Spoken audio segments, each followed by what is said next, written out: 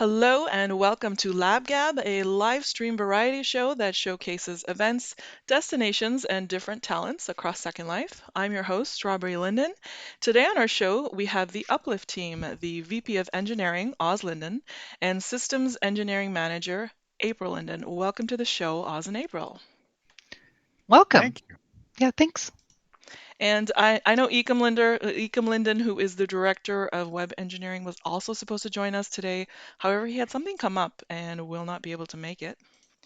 I'm just double checking there's something wrong with the stream. One second. Doesn't Oh seem to no. be working. Oh, I'm not sure what happened here. Okay, there we go. I have it. Sorry about that. So before we get into the questions about the uplift and what it is, can I get both of you to give a quick introduction of yourselves, how long you've been at Linden Lab, and what your focus is on? So April, you want to tell us first? Sure. I have been with Linden Labs since 2013. I am the manager of the Second Life operations team. My team is the team that keeps the servers that run Second Life going. When Second Life goes down, we're the ones that go running into the fire to bring it back to life. Oh, that sounds exciting. It is. It It- can be, yes. I can imagine. So how about you, Oz? let's see. I've been at the lab since 2010. I was a refugee from the voice over IP world. Telephony was boring. I wanted something fun to do, so Second Life seemed like a pretty great thing, and it has turned out to be far more fun than I could have ever dreamed. Oh, So, uh, I think we all feel uh, that way. as somebody said at our last summer conference, I've never worked anywhere where people laugh as much as they do here. This is true. Uh, This is true. Yeah, I can hmm verify that. hmm I really appreciate how interesting and unique both of your avatars are. I feel like there is a lot of history when it comes to your avatars. Can you share with us a little bit of that history? Want me to go first? Sure. yeah, go. So I've been a resident for a long time. I've been a resident. I am class of 2006. So I've been in Second Life a long time. When I first started logging in many years ago, there was a group that on the mainland, Lescawood, that I was one of the first places I went, and they were super nice to me. And when I joined the company, I figured, why don't I use one of their avatars just as a shout out to them? It's an old system avatar. It's old, but I like it because I can use like any clothes I want because it's just a system avatar, and so everything works great. I have my choice of just about any clothes in the marketplace that I want. It's amazing. It's just a shout out to the folks who helped me feel welcome in Second Life and helped me get established, and probably the reason I why can I'm use like any here. clothes I want. Um, I've modded it a bunch. It's nowhere near like what it was like when I first bought it. I've made it a lot shorter and a lot more fun because I'm really tall in real life, so I like being short in Second Life. I just think that's more fun, having that difference there. Hmm. It's a big connection to who I am when I'm a resident, but it's different enough that I get to be my own self as a Linden. Well, I love it. And how about you, Oz? Well, yours is maybe the first compliment I've gotten on my avatar in an awful long time. I'm Why pestered do you by the say that? residents that I never changed my avatar, that it's old fashioned, that it's I don't know. So thank you very much. I appreciate your perspective. Um, uh, I set out when I first started to try to make my avatar roughly look like me. It's an exaggerated version, obviously, because why not? Mhm. Um, I used to have hair almost as long as Oz does, uh, but but I'm not particularly artistic. So I was fiddling with all the sliders, trying to make the face come out right and so forth. And then I got it as close as I could, and I wasn't really still happy with it. So I handed it to my son, who's far more artistic than I am, and said, see what you can do to make this look like me. And he fiddled with it for a while. Um, and my wife announced that, oh, that's much better. And then he handed it back to me, and it looked really, really old. And your wife So, approved it? yeah, so I toned that down just a little bit, but that was basically the motivation, was to sort of do um, I don't know, a fantasy version of myself. Uh, so Well, I mean, I love that you guys are sticking with the classics, that you both have a classic avatar. That's great. So now, it's sorry, go ahead. mostly just laziness on my part. Yeah, for me, it was a very deliberate decision as a long time, member of the furry community in Second Life. So just one of the originals. It's great. So now let's get into Uplift. What is Uplift exactly, and can you tell us more about how long it will take and what it is and all that? Well, let's see. Very broadly, right now, or historically, most of the systems that are behind Second Life, that Second Life runs on, were in a data center that we rent space in. Mm. It's big. There are a lot of machines. Uh, It's really just cold. It's really loud. Every time I go in there, my ears hurt. Oh, wow. April is on the very short list of people who are allowed to actually be in there. I'm not, but the I don't need to be. It's her Okay. team's realm. But what we're doing is what the Uplift project is to take um, the software from those systems and reconfigure it and rebuild it so that it's appropriate to run on um, cloud services, principally AWS, Amazon's cloud service offering. And we're just sort of porting things over. And we're at the moment we're primarily following a strategy that we call lift and shift, um, which is very gently pick up each piece of software, make the smallest changes we can to it to make it work in the new environment, and put it gently down in the new environment. And hopefully everything keeps working exactly the way it did before from the user's point of view. Um, and if all goes according to plan, will be done around the end of this year, We're and trying. everything will be in the cloud. Yeah, we're trying hard. Has It's anything already been uplifted? And did that cause any problems?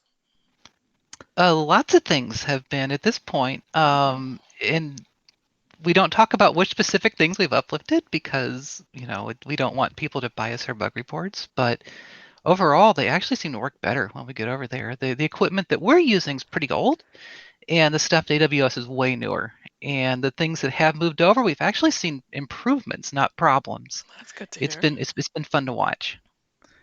we've had only one or two small difficulties that mostly were not things that users could tell.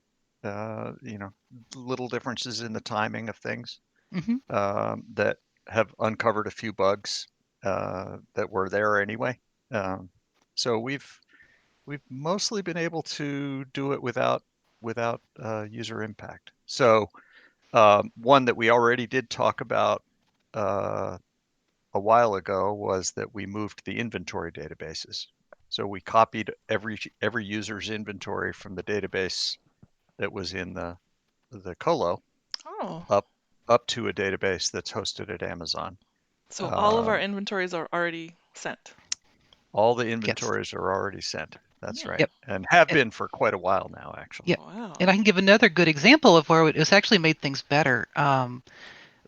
Our traffic in Second Life is higher than it's been in quite a while, and the services that feed the CDN, which is where you're downloading all your textures and meshes and stuff that you see in World, we've had such a growth in traffic that that service was actually starting to, was having a hard time keeping up.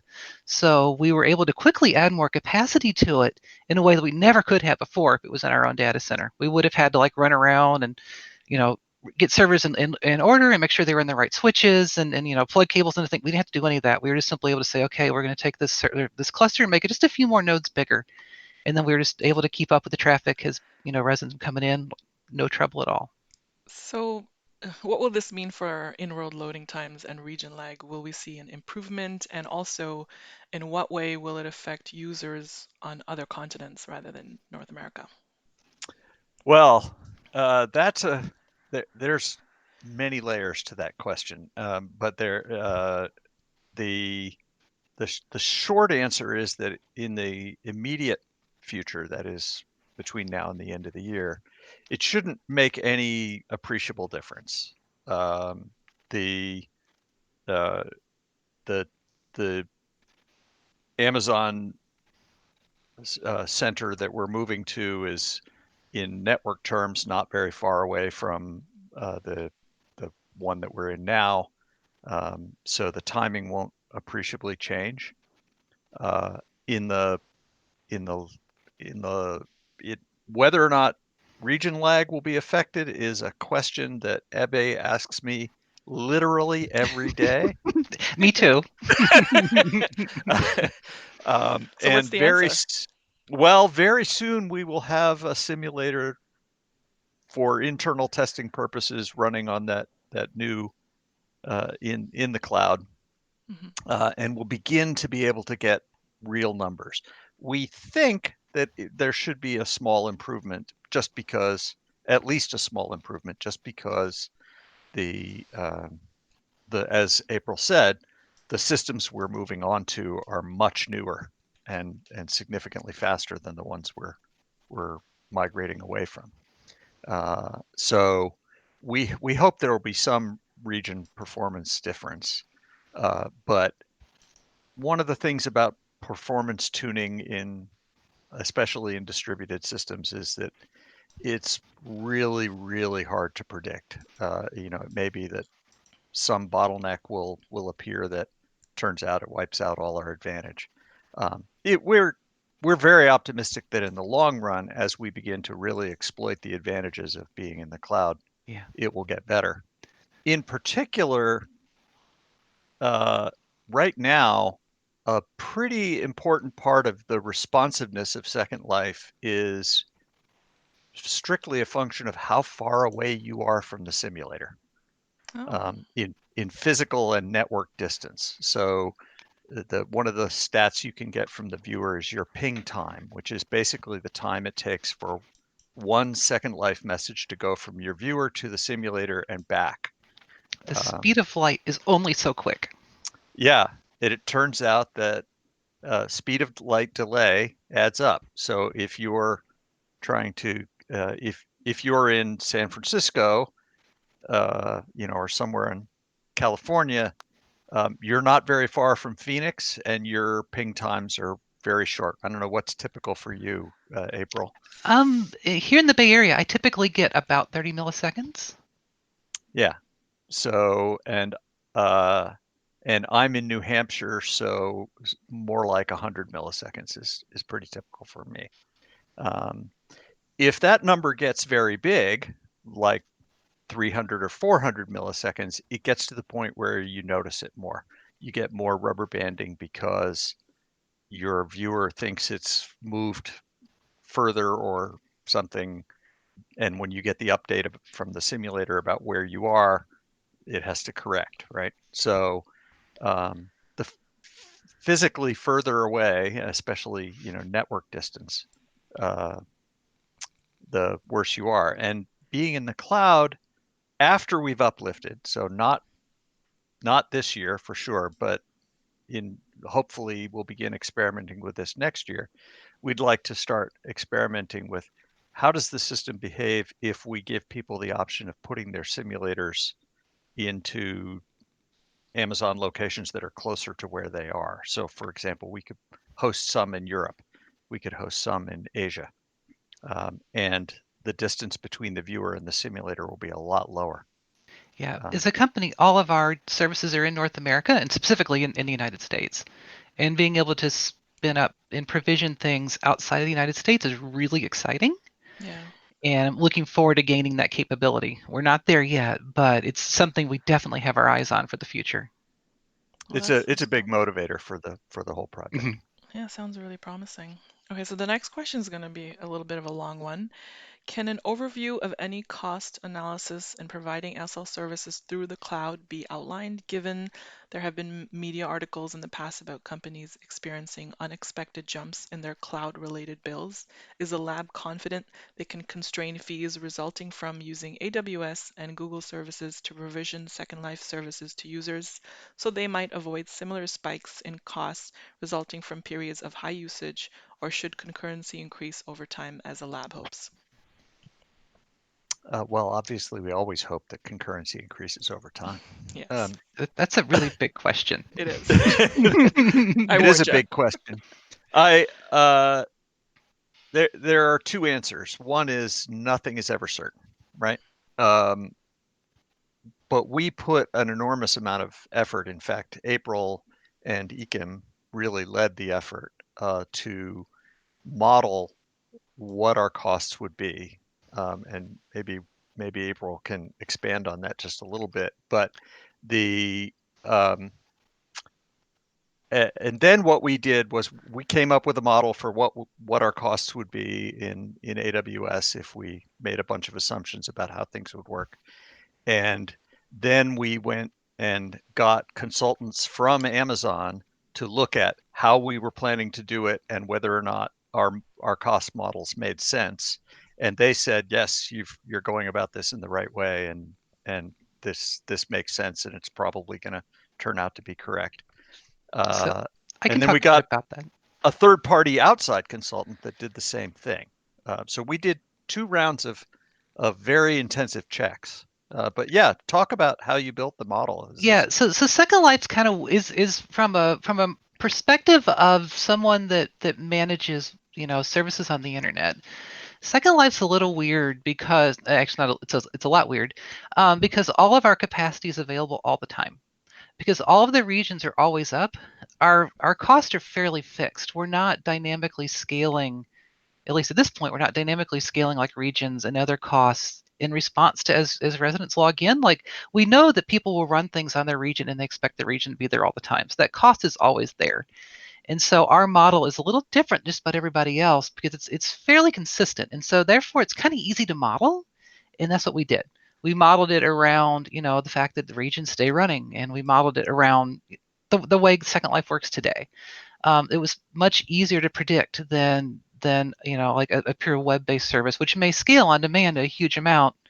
Second Life doesn't really work that way, so we have some advantages there for modeling and cost predictability. right. So we're not so concerned about unexpected cost spikes. Um, uh, those mostly happen to people who are doing very dynamic services that Mhm. can automatically scale themselves up in response to load. And of course, that's not free. So uh, we'll probably end up using that kind of auto scaling capability for some of our backend services, but the backend services are what, something like 15% of our systems. 15% of our server fleet, yeah. By, Yeah, by large, by and large, our server fleet is dedicated to the simulators, and those are fixed. We can predict the number of regions. We know how many number of regions are online at any one point. It's the number of regions that residents have bought. So we know what we're looking at. yeah. So I don't think we need to worry about big scary changes. Okay. But will you be able to pass any cost savings realized from this transition to the residents, such as in the form of lower region prices and fees? Well, the real answer to that is that you're talking to the engineering department, and we Right. don't set prices. Mhm. Yeah. Um, also, we're not going to be able to make any judgments about that until we see um, how closely our model came out to correct. Um, in fact, the model doesn't show that we'll save a ton of money in the first year or two. Hmm. Uh, it it it it may or may not. I mean, it's close enough that it's inside what we think of as the margin of error in the model. Um, Saving money in the short term was not really one of our reasons for doing this. In the long term, we expect it will, and well, whether or not we'll lower prices in response to a reduced costs is something that other people in the company will have to spend time thinking about. Right. Um, so Okay. So, interestingly, those were all the questions that came in for about Uplift. I do have a lot of other questions that are not about Uplift, hoping you guys are willing to answer those. Sure. So one of them is just they're asking for an ETA, of course, on the upcoming name change.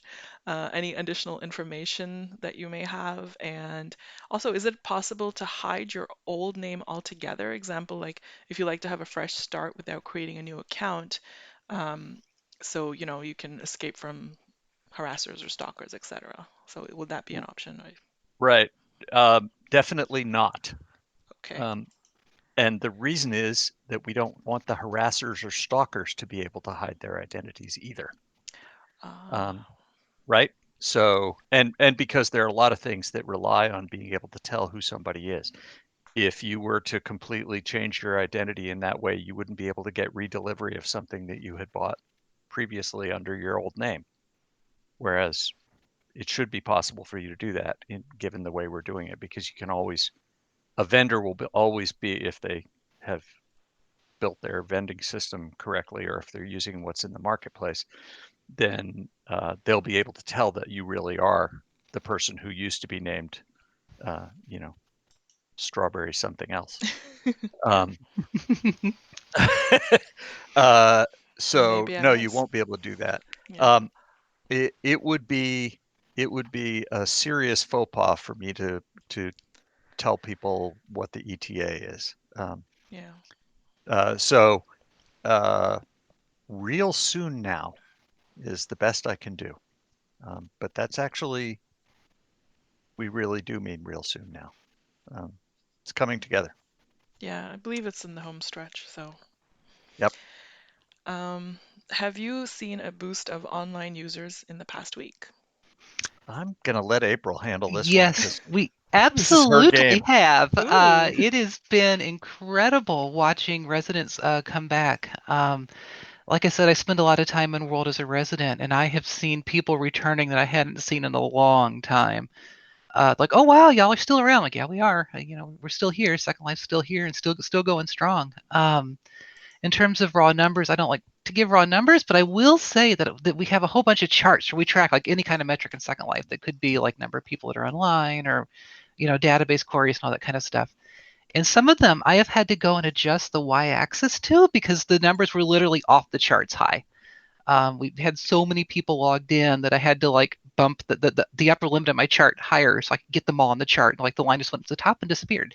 Like I had to go fix that. So it's been incredible watching it all happen. As I mentioned earlier, it's been fun to watch, like some of our cloud services now be able to scale in response to that traffic. But we have absolutely seen an increase. I don't want to give raw numbers as how much it's been up, but yeah, it has been fun watching the grid get super populated, and it's just easy as a resident watching people come back that I haven't seen in forever. That is great news. Really good to hear. I noticed too, especially on the socials, more interaction as well. It has gotten Mhm. to the point where we actively, at our peaks, we'll sit there and all stare at the numbers and see how high it goes that day. Oh wow. Which we haven't done that kind of stuff in years. Sounds Yeah. like fun. So what kind of challenges are there in Second Life that prevent it from having the high-end graphics and speed of other modern games like Shadow of the Tomb Raider and others? Well, the real answer is that it's they don't have the same challenges we do. We have user generated content. Right. When you're looking at a AAA game, the developers have built a rendering engine for that game.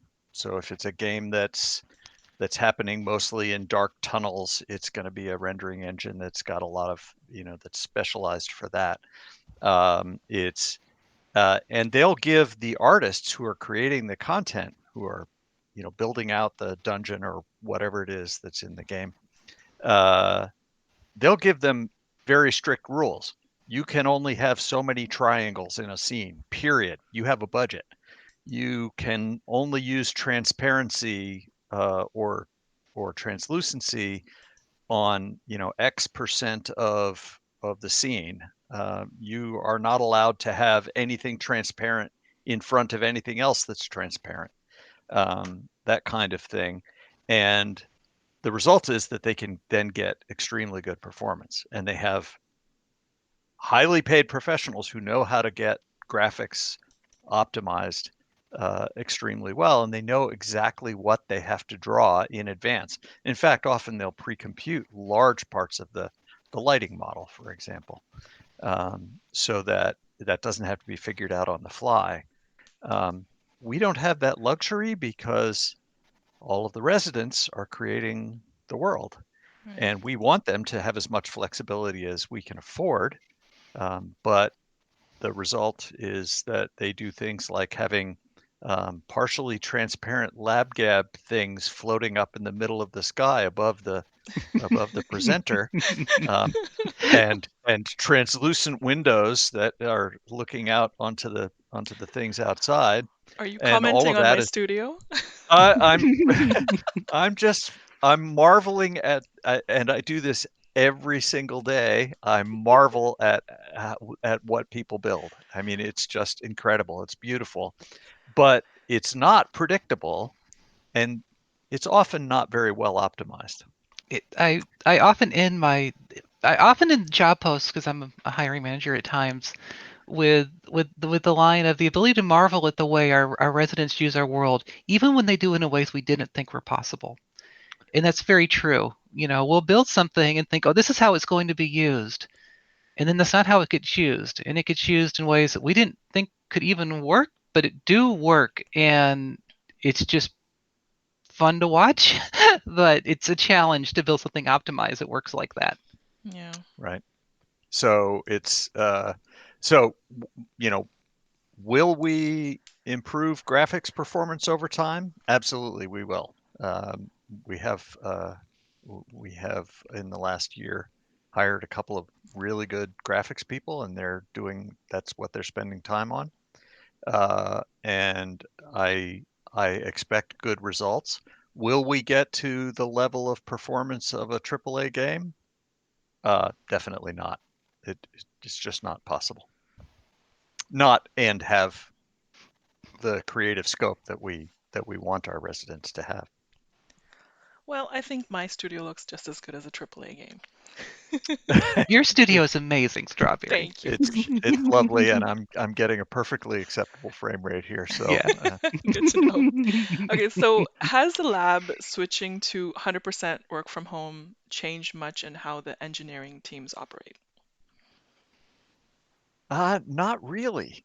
I mean, there's obviously been some impact, more for some people than for others.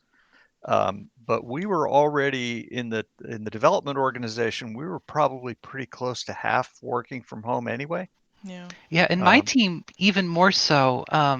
Every single one of the engineers that are on my team all work from home. The only one that ever really goes into an office with any regularity is me, and it's only because I choose to.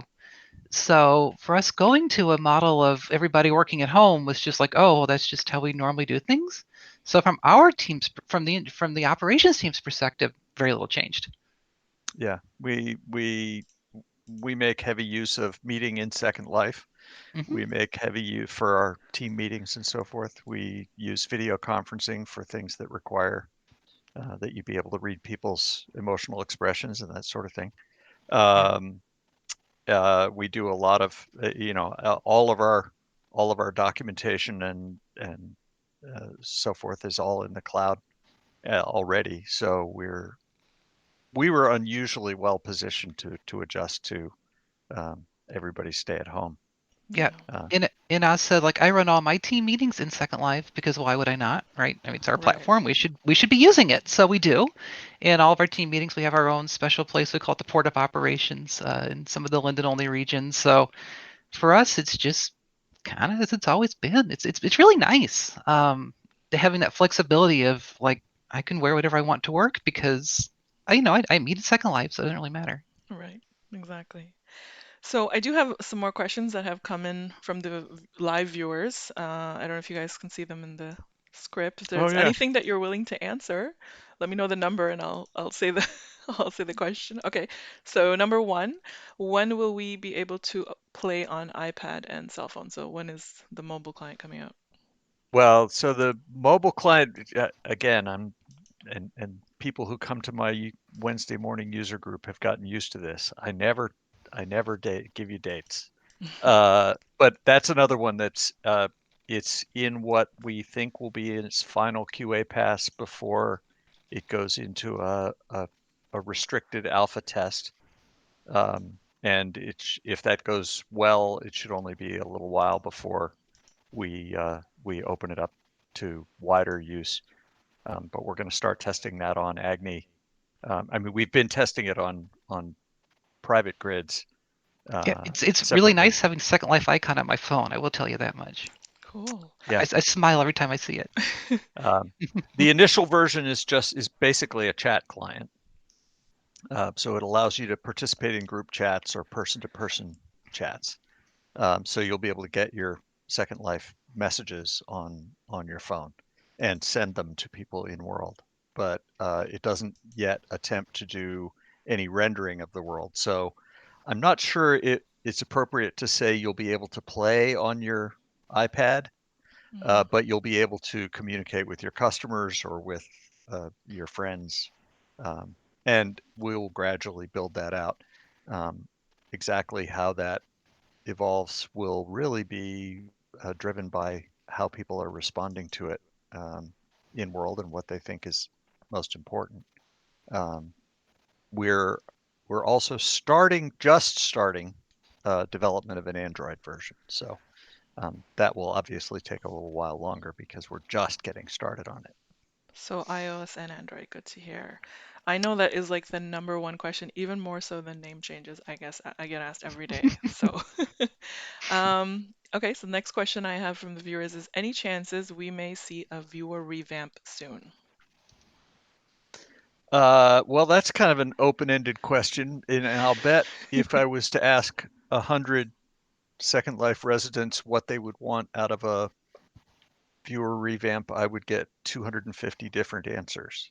Um, uh, no, um, I don't think you'll see a viewer two style start over and do something very, very different revamp.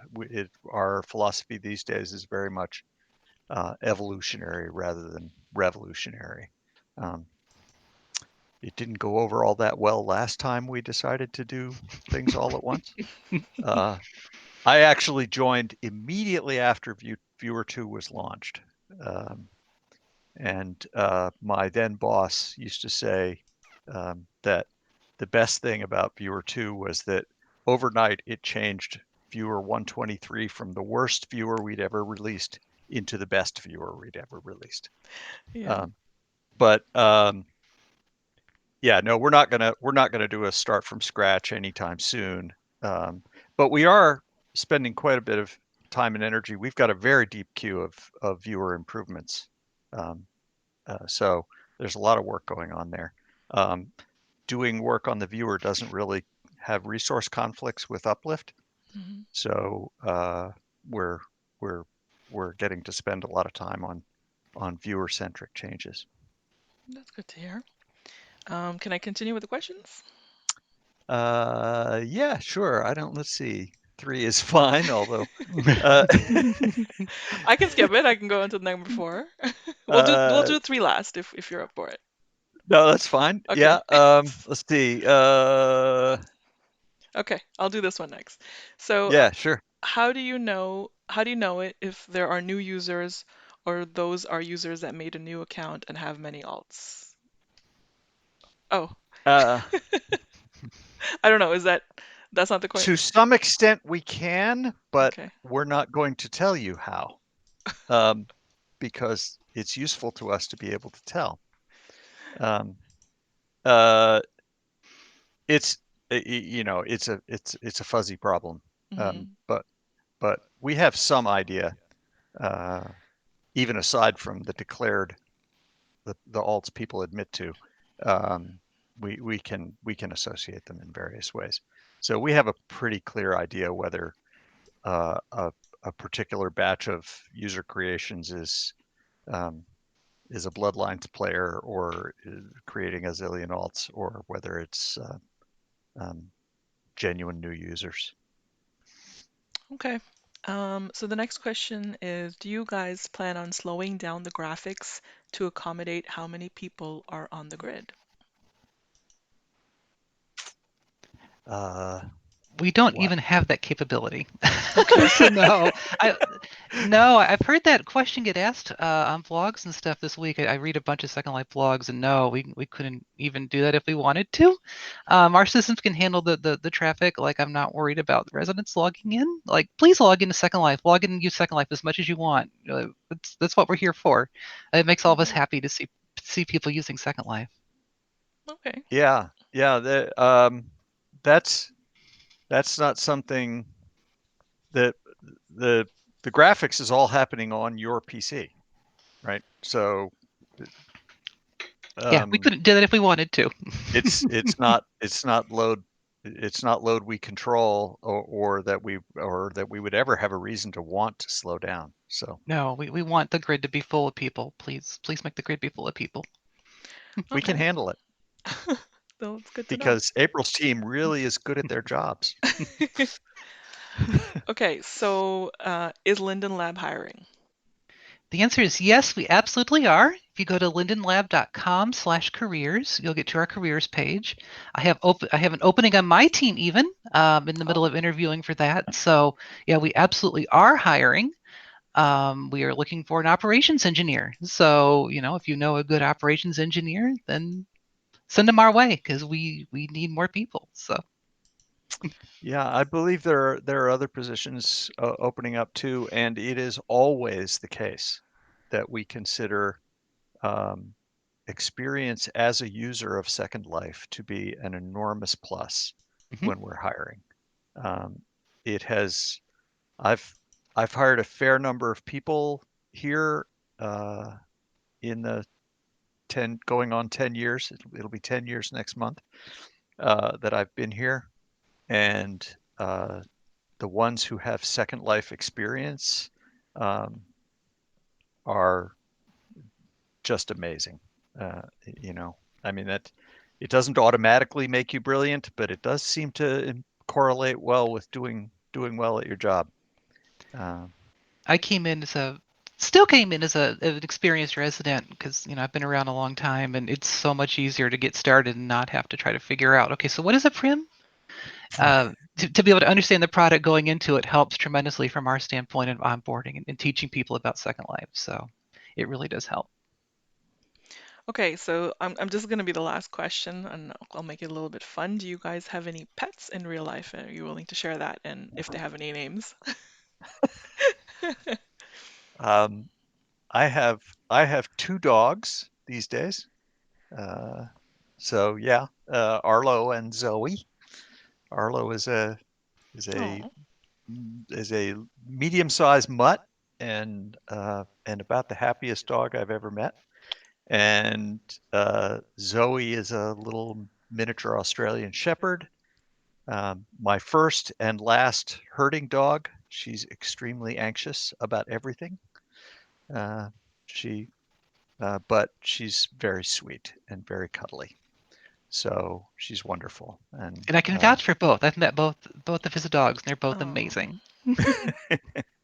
uh, so yeah, it's good. And for quite a while, I had some dogs in Second Life. I haven't. For various reasons, I sort of stashed them in my inventory a while back, and I've been thinking lately that I need to update them and start putting them out more again because they're fun. And I don't have any pets. I'm an enormous rabbit lover. Everything around my life revolves around rabbits. Rabbits are kind of my life. Rabbits in the color purple. I do that. Wear that flag proudly. However, there's a very cruel twist of irony there, and that I'm also super allergic to hay, and Oh. I won't. I won't invite a rabbit to come live with me when I know that I can't feed it properly because they need hay to have a proper diet. So what I do instead is I volunteer with animal rescues, and I get my animal fix that way by helping homeless animals try to find a home. But I just can't, in good conscience, invite one to come stay with me when I know that I can't feed it hay. Yeah, So I have a lot of stuffed animals instead. that counts. Totally counts. I think so. Well, I'm going to wrap up the show, and but before I do, I want to give you guys an opportunity if there's anything else that you want to add or say to the viewers. Totally up to you. Just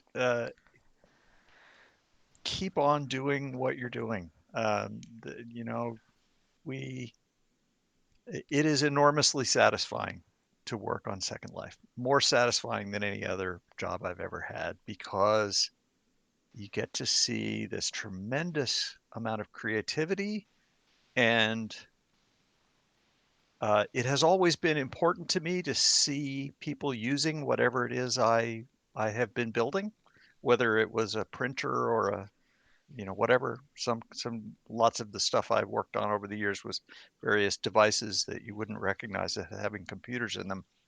Uh, but Second Life is far better than that because we can see how important it is to the people who to a great many of the people who use it, and that makes coming to work every day, even if only virtually, um, just tremendously satisfying.